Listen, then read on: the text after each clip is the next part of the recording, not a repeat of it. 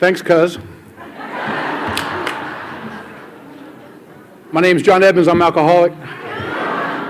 I had some great things I was going to say, and then I was so moved by your son. I just, I'd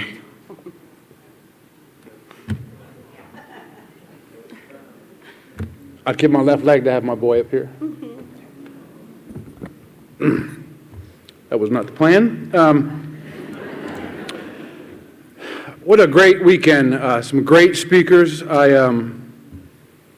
really was overwhelmed by all of them. I was kind of hoping one of you would suck a little bit so I would, not have such a high bar to meet, but it didn't happen. So, oh well, I'll be the guy that sucks this weekend.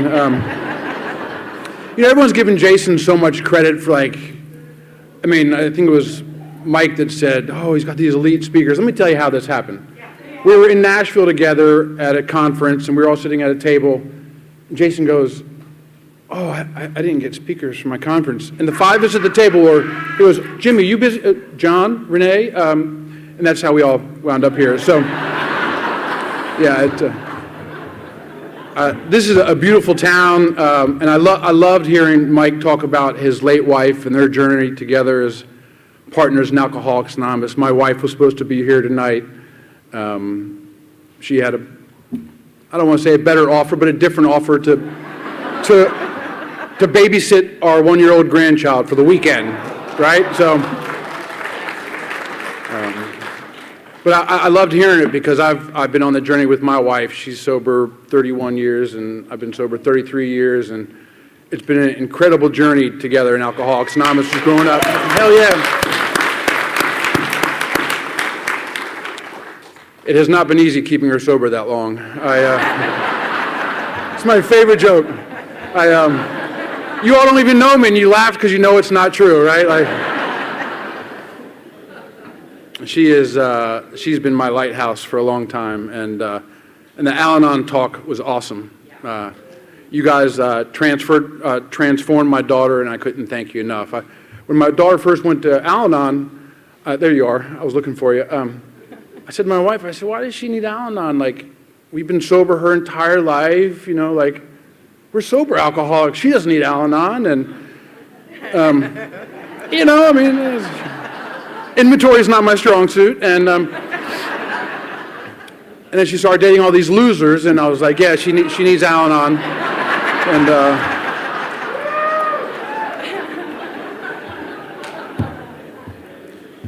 the latest guy that she's dating is from my old home group, and I spent the last 50 years in Maryland, and so when she started dating him, we moved. And no, I'm just kidding.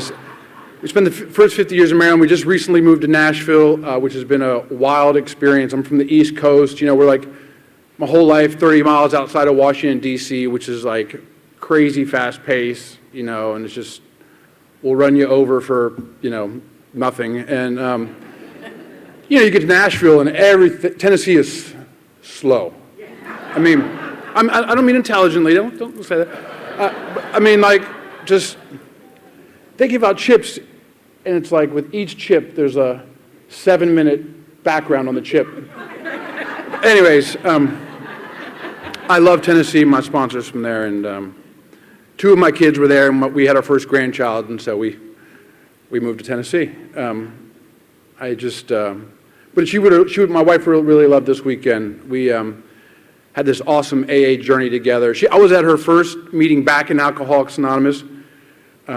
We had started this AA club, and she walked in and just crazy, kind of like what Mara looks like, but crazier. And just wild crazy, and I was like, oh man, she is the one for me. She got her 1-day chip. There was a little problem. She was married and I was engaged, but God worked all that out, and a couple years later, my wife left on a Monday, and Renee moved in on Wednesday, and that's a true story.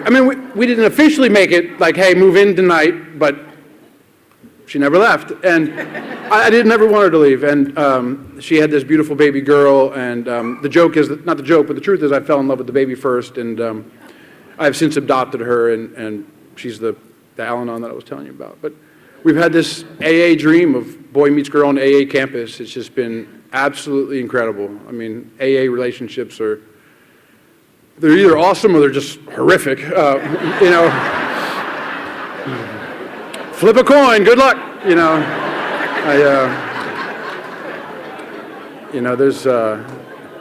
and there's been some days where she's probably thought, oh man, that was heads, wasn't it? I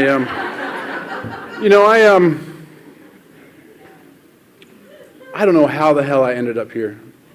I'm serious. Like, I'm a teenage alcoholic and from the East Coast, and how I wound up here, 51 years old with 33 years of sobriety, I got no idea.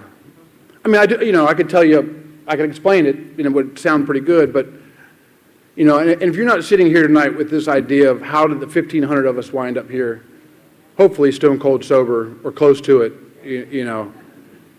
if you're not in awe of what's happening here, please keep coming back, because you will be. And congratulations to our new friends that had the courage to come up and... Yes. Hell yeah.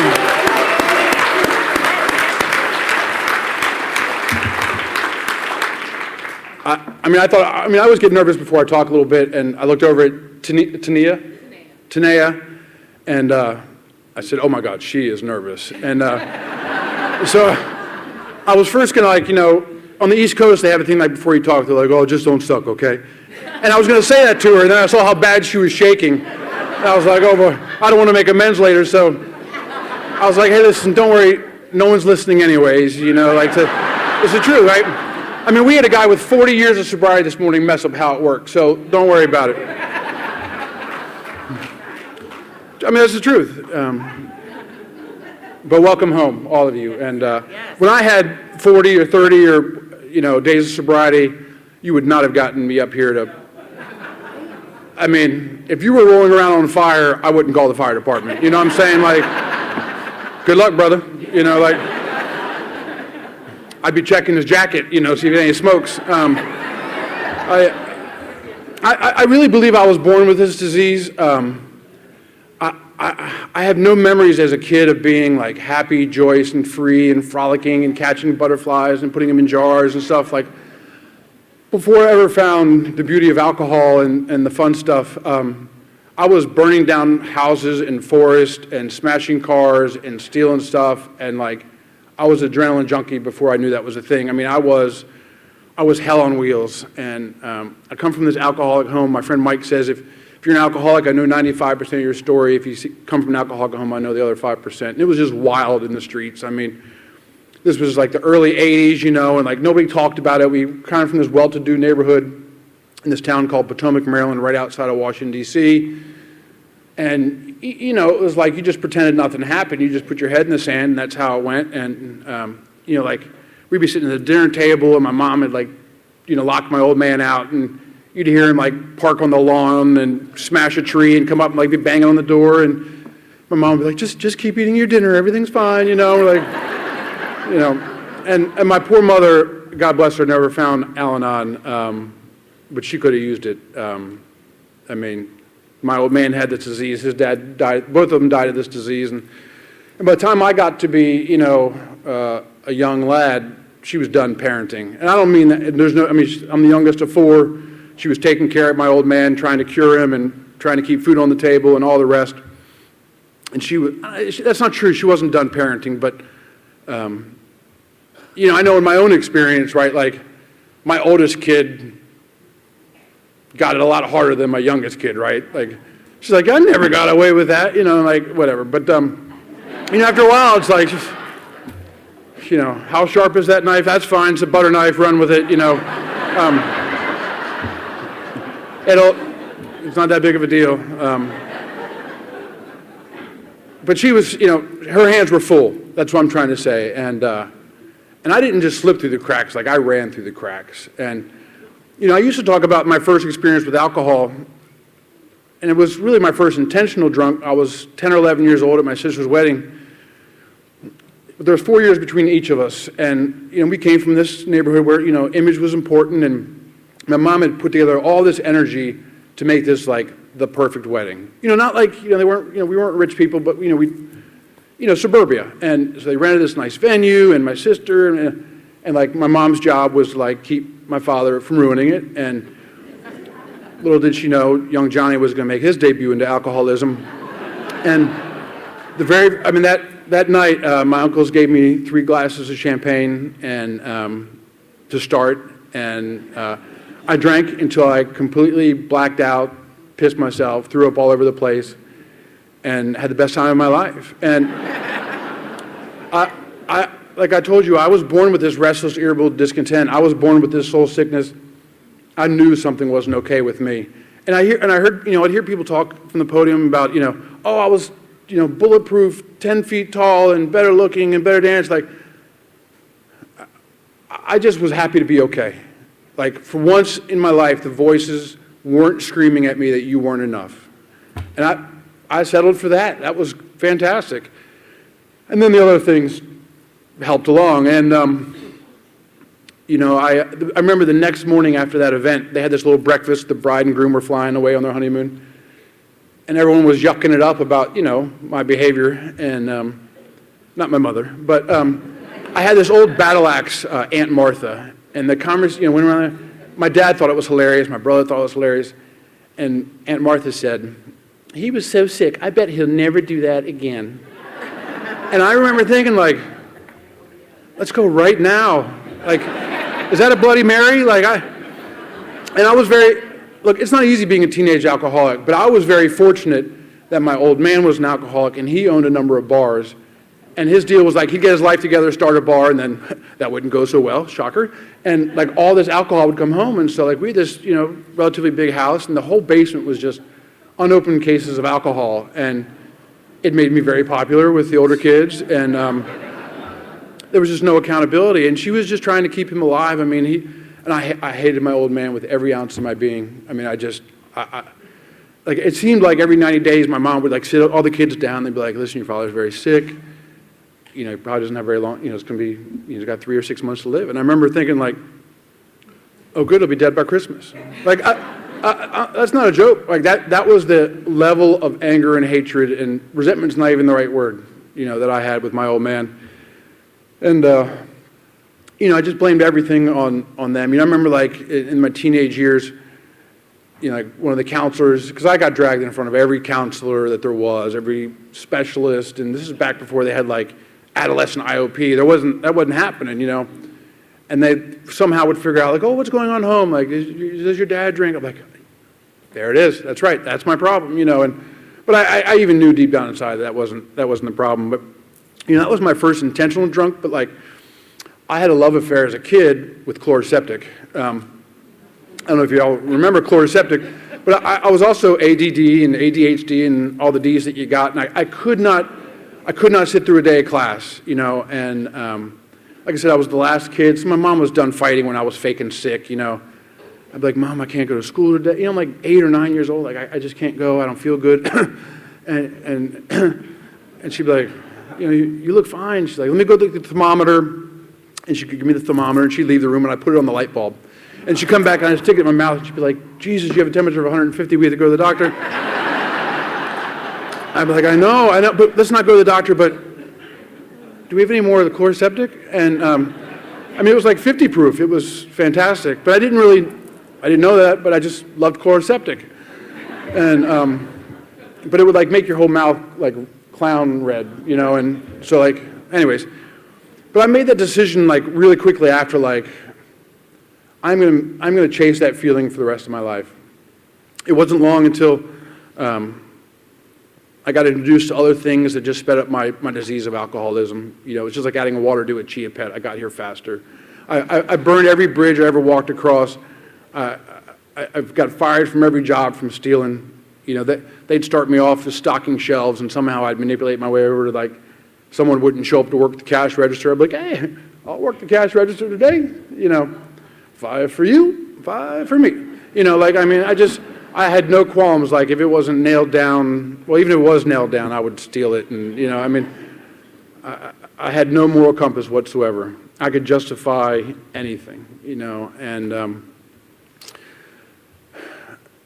I had this bad break of misunderstandings with the police department where we grew up. I joined the Young Entrepreneur Club of marijuana sales, and back then there was this TV show called Miami Vice, and I thought I was going to one day be the star of it, so I was practicing, and I was just pathetic, I really didn't understand the whole, supply and demand thing. I understood the demand part, but the whole, getting the money back to where you came, it just didn't work out well. And they didn't like that very much, and just a whole S-ton of problems, I got kicked out of school. I never went to school. I remember early in high school, they had this program called OJT, on-the-job training. And it was for little drunks and junkies that couldn't make it through a full day of school. It's true. You come to school half a day, and then you go to McDonald's half a day, and they'll give you credit for going to McDonald's. But you have to be like second semester, junior, or beyond to go. Well, I convinced them the second semester of my freshman year that I'm going to this program because I knew that they did not want a failure on their record. This is, well-to-do area, and they weren't going to have failures. I mean, every year in school, they just passed me on. When I got to Alcoholics Anonymous for the first time at 16, but to stay at 17 years old, the last book I had read was Curious George Goes to Circus, right? I didn't do a report, I didn't do a test. If you gave me a standardized test, I'd make stick figures out of it, and turn it in. I didn't care because, like Bill says, the alcoholic thinks his life is the only normal one. And I didn't know why people didn't do what I did, right? Because they just keep putting you on to the next grade. But this principal called me and says, John, you have exceeded the maximum unexcused absences in the state of Maryland. But if you can come the next 11 days, we'll pass you. Can you come? And I'm like, well, night school sucks, summer school sucks. I've been going since puberty. And so, yeah, I'll come for the next 11 days. And we were talking about it this morning. I run into somebody in the hall, and it looks like Jason, and he's got a bottle or a bag. And I think I've changed my mind. I go, night school wasn't that bad. Summer school wasn't that bad. And I wind up in front of all these people of authority. And this is what it looked like. If, you can boil a 20 questions. My mom dragged me in front of every counselor, and, someone was talking about it. They gave me these 40 questions to answer. And by this time, I had a bunch of arrests, and they knew my life was a wreck. And so I was like, okay, I got a plan. I'm going to answer every other question honestly, because I can't say no to everything. And so I answered half the questions, what I thought was honesty, and they came back and they're like, we think your son needs to go to long-term inpatient treatment. And I was like, well, I've only told you half the truth, but I mean, the gig was up, and I'd wind up, this is the only, for me, this is the question, right? I'd wind up in front of a person of authority, whether it was a principal or a judge or a cop or a teacher or something, and they'd break open the file on you. I'm like, John, we just don't understand. What is wrong with you? Why do you do these things? Why do you pull down the whole project right before you finished? Right before the finish line, why do you turn and run the other way? And I'd sit my butt back in my chair, and I'd put my elbows on my knees, and I'd stare at my feet for as long as humanly possible, play a game of silent chicken. And if they were really good at it and they won, I would give them the best three-word answer I know. Somebody tell me what it is. Man, bunch of drunks. And that was the truth, right? I didn't know. And I knew something was gravely wrong with me. And I remember wanting to scream, if you're so damn smart, why don't you tell me what's wrong with me? And it completely discounted them from ever being able to help me, because they clearly didn't know what my problem was because they're asking my dumb butt, right? You're asking the wrong guy. This is not fun the way that I'm living, So I wound up in front of this judge. I need to get sober here. I wound up in front of this judge, and somehow the state of Maryland was smart enough to start the first recovery high school in the country. And he said, listen,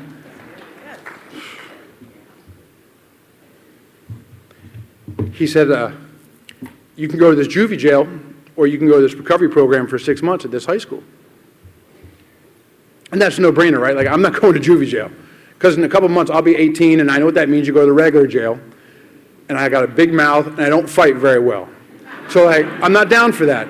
And, you know, and I'm really good at getting over, right? Like, I can be good enough long enough until you stop giving me, like, exorbitant applause for mediocre performance. As soon as that stops, like, I go do what I want to do. And you know, I walked into this treatment program July 5th, 1989, and by God's grace and you crazy people, I haven't had a drink since. And I couldn't be more thankful. Because as I told you, that wasn't my first, you know, visit to Alcoholics Anonymous. The previous winter, I had these charges, and I don't know if I was in between or right after the charges, whatever. And I was in night school, like I told you, and I'm blitzed out of my mind. And back then, you could smoke in high school. And not like in the class, unfortunately. I might have made it if they allowed me to smoke in the class, but outside you could smoke. And so during the break, we'd be outside, you know, crushing as many cigarettes as you could in 15 minutes. And this guy, John G., came up to me. And he said, hey, man, after class is over tonight, we're going down to the Rockville Metro AA Club for a 10:30 candlelight meeting. Would you like to go? My Ebby showed up. I didn't even know it. I don't know if it was my attitude or my aroma that caused him to ask me. He didn't ask anybody else there that night. He wasn't doing a field trip or anything, you know, like community service. And I had these charges, and I knew kind of like, this will be good, this will be good. I'd heard about the A&A, you know, from my old man. I mean, he said it was no good, so I mean, but I'll go check it out. And I walked into this crazy AA club. I'm sure here in, where are we? No, I know that. I know we're in Oregon, for God's sake. Seaside. I really mean it. I'm sure the AA clubs here are really, you know, healthy. But where they were like crazy toxic AA clubs. You don't know any difference, right? I mean, it's 10:30 candlelight, your first introduction, you know. And the best description I ever heard of it, it was like the bar scene of Star Wars. I mean, there was every walk of life, bikers and bankers and hookers and lawyers, you know, like Chewbacca was nodding off in the corner, and Princess I Want to Lay You was sitting by the front door, you know, my future soulmate, I swear to God, I was like looking at her, and she had duct tape around her shoe, and then like she had a Walkman, I'll tell you what that is later, she had a Walkman, like the size of a telephone book clipped on, and then they used to have these huge foam earbuds that would go on the Walkman, and like one of her earbuds was missing, and I was like, I think she's hitting on me, and anyways, she wasn't hitting on me. But what happened that night, although I didn't stay, what happened that night, and I had no idea that it had happened, and it happened without my permission, was that no one was wagging their finger at me telling me what I ought to do, what I should do, and what I needed to do. That's the beauty of Alcoholics Anonymous, that you cannot argue with experience. They would tell me what they were like, and I'm like, yeah, that's what I was like. And then they'd talk about the 12 steps, what happened, and what their life was like now. And it was unmistakable. You could see it in their eyes. I mean, some of them I knew were full of it, but, you know, you could tell. You know, we can sense the BS. And I fell in love with it right away, and I went to like 9 meetings in 9 days, and then I found out it was complete abstinence. It took me 9 days to figure that out. Anyways, so I walk into this treatment program July 5th, 1989, without the desire to stay sober. I'm just getting over one more time. I zipped right through that 6-month program in 16 months. And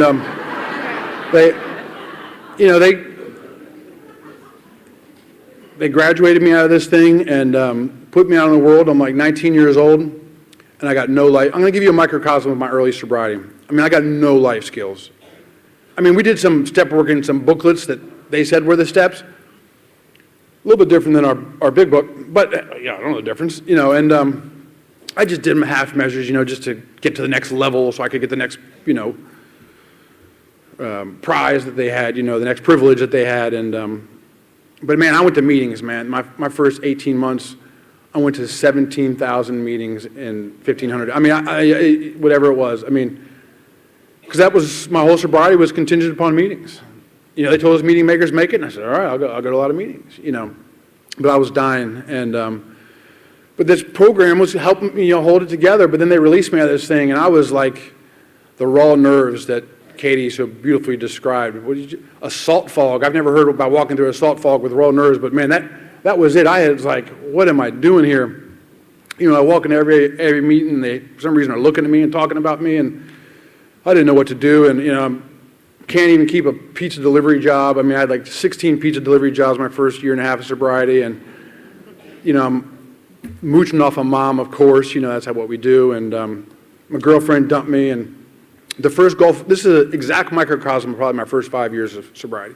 The first Gulf War broke out, and I come from this long line of military heroes. My grandfather was a two-star admiral, 36 years in the Navy, God bless him, and so the first Gulf War broke out, and I said, you know what, I got an idea. I'm going to enlist. And I went down, this is back before they had computers to check your record, and I went down and I enlisted, and then I went to my sponsor and asked him if it was a good idea. All right? Everybody get that? You sponsor some of them? I get it. And so if you remember, that war lasted 7 days. And so by the time it was my turn to ship off to boot camp, my visions of glory and being a war hero were long over. I mean, I was kind of grateful because I'm a coward by heart, right? Like, I knew I really wasn't going to be a hero. I mean, it was a desert war and I joined the Navy, right? Like, okay? I mean, visions of grandeur and delusion were strong, you know? So they shipped me out, you know, a couple months later, and you get to boot camp and they shave your head and they send all your stuff home and they march you, no joke, for 48 hours. You sleep for like 15 minutes. And they bring all the Navy recruits into a room this size, thousands of them. I mean, I don't know how many people, but it was 3,000 guys sitting on the floor nodding out, drooling because you're so tired. And this guy comes in and he goes, this is the moment of truth, Dave. You've lied to us. United States Navy will find out. We will discharge you with a dishonorable discharge. It will stay with you the rest of your life like a bad sexual disease. But if you're honest with us today, we'll give you a general discharge and we'll send you home. If you lied about, oh man, if you lied about your drug use, go into that corner. If you lied about psychiatric care, go into that corner. If you lied about being arrested, go into that corner. If you lied about something else, go into that corner. I got a question.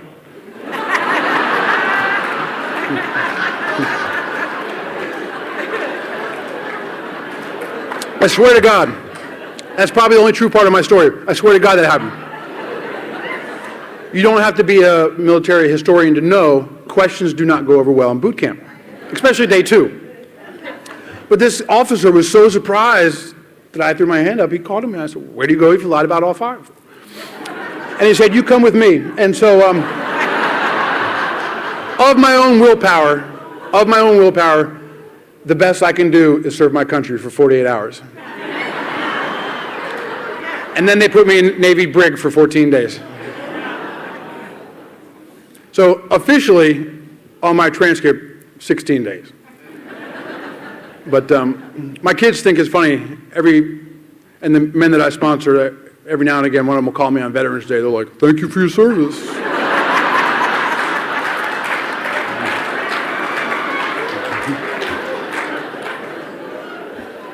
So if war breaks out tomorrow, I'm not the guy. You know, and I came home and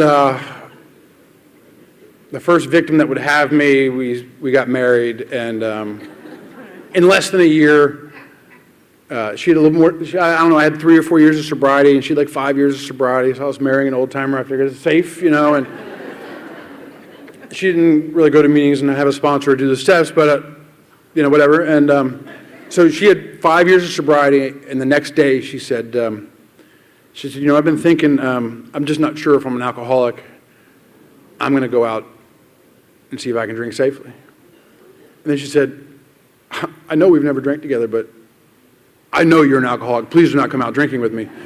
And I was like, how do you know? Anyways, she left in less than a year, and my beautiful wife, Renee, and I started dating, and just went on the most incredible journey that there is, right? I mean, this is the greatest show on earth.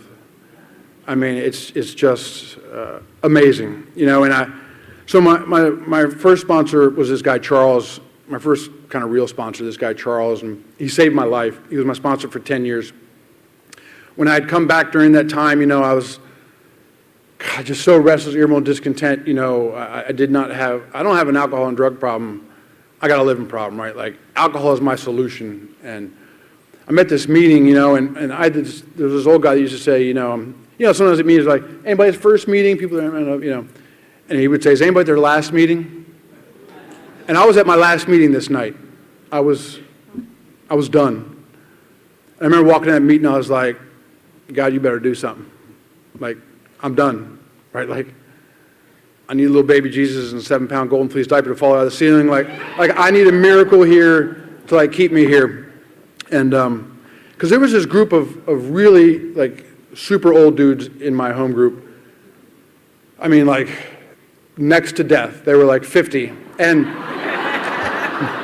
I used to bust their chops. I'd come in and I'd be like, is this an AARP meeting or an AA meeting,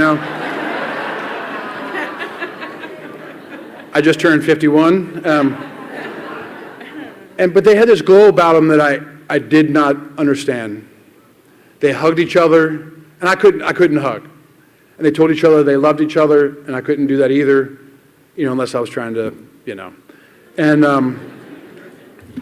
And they meant it. They just had this way of life that was, I didn't know what was going on. And I really desperately wanted to, every night they'd kind of congregate and they'd be like, hey, are we going to Bob's Big Boy or are we going to go to Denny's? There were 2 diners on the East Coast. I don't know if they were out here. It was a big intellectual conversation of where they were going. But they went every night after the meeting at the club, and I desperately wanted to go. And so after the meeting, I went near them and I pretended to be doing service by picking up ashtrays. And I sent them my best telepathic messages to invite me. And they didn't. And I was pissed. And I stormed out of this clubhouse, and I slammed the door a little bit, just to let them know. And, I was like, man, these hypocrites, this is BS, and the whole deal. And I'm storming out of the parking lot, realizing that I don't have a car, and start walking down this street, and if I'm going to walk back to Mama's house, it's probably 6 or 7 miles. It's a commitment. And, but everyone who left the meeting would go right. But walking home was left. And so as I approached the corner, I kind of slowed my roll a little bit, give everybody a second chance to reconsider their mistakes. This is true. And I'm like right near the corner, and Charles pulls up in this 2-door old Citation, and Rick is sitting next to him. Rick rolls down the window, and he goes, hey, man, you want to go to Bob's Big Boy? And I'm still a little angry. But I'm dying. I mean, I am on death's door and I don't even know it. But I'm angry enough where I didn't say, thank you, God, I'll go. All right, I just didn't. But I knew enough, not to turn this away. And I said, well, I don't have any money. He said, well, seeing that you're walking, your financial position wasn't in question. And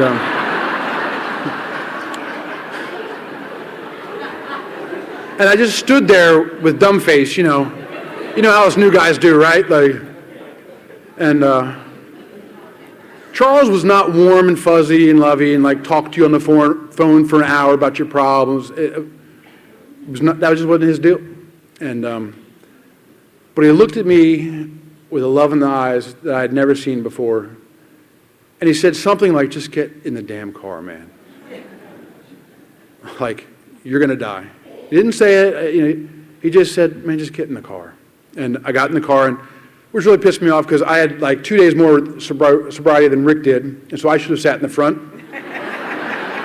And Rick's like this tall, and they put me in the back of the 2-door, and I'm sitting on the hump, and my knees are up by my ears, we're driving down the road, and they put me in the middle. They were smart. They put me in the middle of the booth, and we just ate pancakes, smoked cigarettes, and drank coffee in that order all night long. Like pancake, cigarette, coffee, and these old bastards saved my life. I mean, I was not a high-value draft pick when I got to Alcoholics Anonymous. I would come in regularly with the crisis of the day. I mean, you know how it is, right? Like, and none of them, I wasn't doing the deal. I wasn't doing the work. And none of them said, when I came to cry wolf, they wouldn't say, sorry, John, we've already told you the answer 12 times. They didn't do it, I mean, each time would be a little bit briefer conversation, but they never said, you're out of the club. They never gave me the feeling that they wouldn't help me. That guy saved my life, and very shortly after, he got me a job in printing sales with the guy that he sponsors, and Renee and I met, and we got married, and every 9 months and 5 minutes had another kid. And, it was just this beautiful story, right? Like, just the AA dream. Our house was an AA home, and every night after the home group, we'd have people come over and play cards. Our kids would be running around, and like, for the kids' birthday parties, we'd be like, who do you want to invite? They'd be like, oh, Steve the plumber and Pizza Steve, and, the guy with one eye, can you tell him to come over? Like, it's the best. Like, and AA raised three incredible kids. My daughter teaches at a recovery high school today. My other daughter, 24 years old, just got a law degree. My son's an awesome father. I'll tell you the power of Alcoholics Anonymous. I told you I hated my father almost every day of my life. And in September, my baby boy's going to get married, and I get to be his best man. Right? Alcoholics Anonymous. Only in Alcoholics Anonymous, and so we started doing this incredible life, and when I got here, I thought I had this list of problems. And I know our new friends feel like they got a list of problems, right? Like, man, I gotta get my, the holy trinity of Alcoholics Anonymous. I need to get my driver's license and some insurance and a car that match. If I can get all, some tags, and then I can get the better job. And if I can get the better job, then I can get my own place. And if I can get my own place, then I can get her. And like, if I can just, let me get off of probation, let me get my kids back, let me get my dad back, let me just, and if I could just do this, it'll be okay. And that wasn't the answer, but I went out to go fix all those things. If I could just get a better credit score, if I get a bigger house, a better car, a better job, make $50,000. If I could just make $60,000, I'd be okay. Make $60,000. If I could just make $70,000, I'd be okay. And part of that is like just our culture, and part of that is the American way of life, and part of that's being, 25 years old and full of piss and vinegar and whatever. But, very slowly, I got off the path of Alcoholics Anonymous. And, it was almost invisible to see, certainly by my perspective. I'm going to meetings, and if you call me, I'll share some good stuff, but I'm coming a little bit late, and I'm leaving a little bit early, and I don't have time for the treatment center commitment, and, I'm not really sponsoring anybody, and like if you leave from here to go to the East Coast, and each day you're 1 degree off path, like day 2, it's no big deal. You're like, oh, I'll make it up, but on day like 50, like you're in Mexico, and you wind up in a cornfield, and you like can't see where you're at and how you got here, and that's what happened to me. I wish I had an exact reason for why it happened when it did. I just got off our path, and I got to this place where I couldn't put my hand up in a meeting. I got 17, 18 years of sobriety, so I can't share that I'm having problems because you'll think I'm not working the program. Wasn't working the program, but I thought you thought I was, and that was good enough for me, right? Like, the ego is powerful, and I'm just dying inside, and I connived this guy into selling me this business, and it went right in the toilet, and in 2006 or 2008, whenever that recession was, and I just train wrecked my life, stone cold sober. Everything I touched for a year went to the crapper. In 1 year's period of time, the IRS garnished my checking accounts 3 times. That business I bought got repossessed. My lights were getting turned off. My kids would come home like, why aren't the lights on, Daddy? I'm like, oh, I think they're doing construction down the street, just madness. I got arrested in sobriety. When this business was failing, because the loan for the business was tied to our house, and I was so full of fear. I had these 2 Christmas-sized shopping bags full of mail that just I couldn't even look at them, right? Like the girl that worked for me, she's like, here's the mail. I'm like, put it in there. Like I could not deal with it.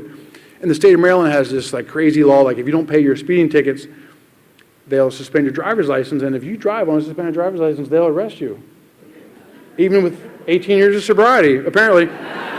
And the crazy thing is, this is true. I just had dinner with a new guy, and we were talking about working the steps and the principles of Alcoholics Anonymous. And it was like, We left the restaurant, he went left and I went right, and I got pulled over. And I'm standing on the side of the road. I'm thinking, if he drives by, what will, call me tomorrow. I'll be waiting. It's true. And, but I traded in the thing that I valued most. I used to say all the time in AA, I've done a lot wrong in my sobriety, but I've never picked up and I've never been unfaithful to my wife, and I traded that in. And it crushed her in a way that I'd never hurt another human being. It was devastating to our entire family. My wife lost like 40 pounds. It was unbelievable. And Alcoholics Anonymous showed up again and saved our lives and saved our marriage. We just celebrated 27 years of marriage. And, you were talking about the traditions yesterday. And part of that year, when I was trying to save this business, I fell off a tall ladder. Every year it gets taller, but I took this tall ladder, and when I came to, my arm was broken 90 degrees the wrong direction, like this, sticking out, pointing through my shirt, and I broke my pelvis in 3 places. All in the midst of all of this, everything else that was going on. Our house was in foreclosure, cars were being repossessed, lights are going on and off. I'm unfaithful to my wife, and then I fall off this ladder, right? And I'm stuck in a lazy boy chair for probably 2 or 3 months. And she's forced with this dilemma, right? Because she's not very happy with her husband, obviously. But there's this suffering alcoholic down in her basement. And I don't know how you practice the principles in all your affairs to that degree. She didn't think that it was her husband down there, it was another suffering alcoholic. And she'd call these guys, and these guys would come down. And I had to be on pain medication. You talked about it, right? And thank God she had that pain medication, or you'd have a different speaker tonight. I sponsor a lot of guys, and always, I've heard them say, oh yeah, I'm getting a dental surgery, they're going to give me the pills, I just want to let you know, but I never had a problem with pills before. Okay. Why don't you give them to somebody? Oh no, I never had a problem with pills. Okay. And thank God, because, she was really mad at me, and she'd say, prescription says every 4 hours, I'll see you in 4 hours.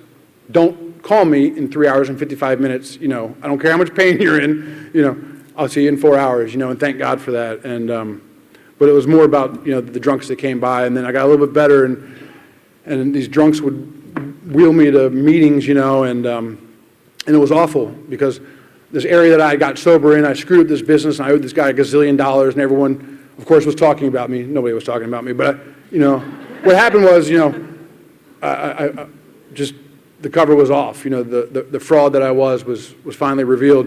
And I couldn't go to meetings where we lived because my wife sponsored the entire town. I think it was like 107 women.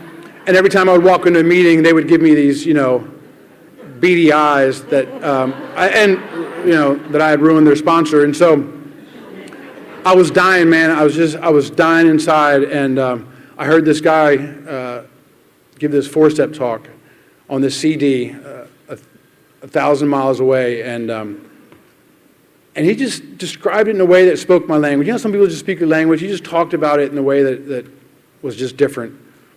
And I was like, I got to call this guy, and I waited 90 days, and I called this guy and I said, hey man, you don't know me from Adam, but I'm getting ready to celebrate my 20th anniversary, and I'm just not going to make it. About a month before, 3 o'clock in the morning, I was on the kitchen floor crying like a schoolgirl, and the best thing I could come up with was 19 years of sobriety, was rifle or shotgun. And I had that moment of clarity. Because for a brief moment, I was like, man, AA doesn't work. Look at my life. And I heard that very first sponsor in my head was like, dummy, work in AA. And I said the greatest surrender prayer that I've ever said before or since, and it was, God, fix me or kill me. Just do one of them quick. I do not care. Flip the coin for me, but I'll do whatever it takes. And I made a decision, I'll do whatever Alcoholics Anonymous says to do for a year. And I called this clown 1,000 miles away, and I said, hey man, you don't know me, I don't know you, but I heard your talk, and I don't know, you just spoke to me, and I'm dying. I'm not going to make my next anniversary. I heard you talk about the 4-step in a different way. I never heard really talked about. I said, the big book. And I said, we do the 4-step with me. And He said, I don't know about the God of your understanding, but I just got off my knees this morning, and I asked God to send me somebody to help, and I guess you're it. No, I didn't know he said that damn prayer every day, but that day was for me. You know, like, bam! Thank you, Jesus. You know, like, good Lord. Finally send me a messenger. But then he broke out that sponsor stuff again. He said, I'll help you. He said, but I'm not going to do the 4-step with you. I said, what are we talking about? I just told you what the problem is, dude. I told you what the solution is. Let's get to it, you know? And he said, I got a half a notion that the reason why you're in the spot that you're in is that you might have just missed something.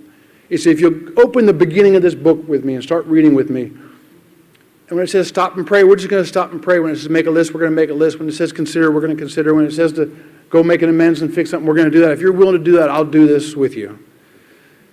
And I said, man, I'm all in. And those of you that have done that process or a similar process know that I got the best promise there is in Alcoholics Anonymous. Having had a spiritual awakening as the result of these steps. The life that I have today is absolutely beyond description because of Alcoholics Anonymous. A 17-year-old loser just pulled from the scrap heap from Alcoholics Anonymous. I'll share one more thing and then I'll shut up. You know, one of my favorite little stories is when my wife was having our second daughter. I think this encapsulates Alcoholics Anonymous. When my wife was having our second daughter, she was in the delivery room and she had the stickers, you know, that were up to the monitor, you know, the beep, beep, beep, beep. You all know what that looks like. You've seen TV. And all of a sudden, the baby's heartbeat flatlines. In the delivery room, stuff gets really, really exciting when that happens. This doctor comes rushing in, this nurse comes rushing in. They're breaking out scalpels, right? They're getting ready to slice her open and pull the baby out. And I'm terrified, beyond belief. I'm sitting in the corner, and this old school delivery nurse, this probably wouldn't happen today with the changes in medicine.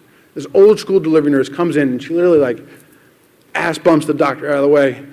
She says, hold on, doc. And she says, come on, baby, roll over on all fours. She says, put your hand out like that and put your leg out like that. It was like pregnant twister. And 30 seconds later, the baby's heartbeat came back. The next day before we left, I grabbed this old school delivery nurse and I said, what in the hell was that? And she said, sometimes, right before the baby comes out, they are so scared, they squeeze their own umbilical cord so hard that they stop their own heartbeat. And I believe we all have this umbilical cord to God. And that's exactly what I've done before I got to Alcoholics Anonymous. And what you guys have allowed me to do, not allowed me to do, shown me to do, not even taught me, but shown me how to do, one finger at a time, is to stop squeezing. That's why I have to still have a sponsor today with 33 years sober. That's why I got to sponsor as many guys as my sponsor will let me, plus a couple. I have to be tied to the dock. I need guys to say, hey man, you're squeezing, right? And if you're new here, someone said earlier, if you're new here, man, this sponsorship thing is not rocket scientists. Find someone that's had a spiritual awakening as a result of these steps. It is monkey see, monkey do stuff. Find some clown 5 steps in front of you and grab some clown 5 steps behind you and say, let's go. I love you guys. I love AA. Thank you.